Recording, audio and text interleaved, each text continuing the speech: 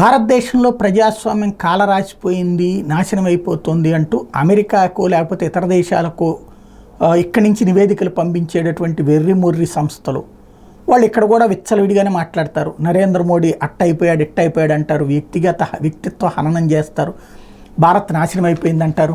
ఓ పక్కన భారతదేశానికి సంబంధించినటువంటి రేటు జీడిపి పెరిగితే దాన్నేమో తప్పు అంటారు, మరొక వైపున మొన్నటిదాకానేమో ఏం లేదంటారు, ఇప్పుడు వస్తేనేమో ఇట్లా అంటారు, లేకపోతే అదానీలకు దోచిపెట్టారు. ఇవన్నీ మాట్లాడుతూనే ఉన్నారు ఓపెన్గా. ఏ పత్రిక తక్కువ రాస్తుంది, ఏ టీవీ తక్కువ రాస్తుంది, విమర్శ అనేది రొటీన్గా నడిచిపోతూనే ఉంది. అట్లాంటి సిచ్యుయేషన్లో మళ్ళీ కోర్టులను అడ్డుపెట్టి కథలు, పిటిషన్ల మీద పిటిషన్లు, ఏవైతే ఈవీఎంలు వీవీప్యాట్లు వీటికి సంబంధించి తాజాగా సుప్రీంకోర్టు ఇచ్చినటువంటి తీర్పు ఏదైతే ఇట్లాంటి వాటన్నిటిని కొట్టి పారేస్తూ మళ్ళీ బ్యాలెట్ దగ్గరికి వెళ్లాల్సిన అవసరం లేదంటూ ఇచ్చినటువంటి తీర్పుని నిన్న నరేంద్ర మోడీ గుర్తు చేశారు.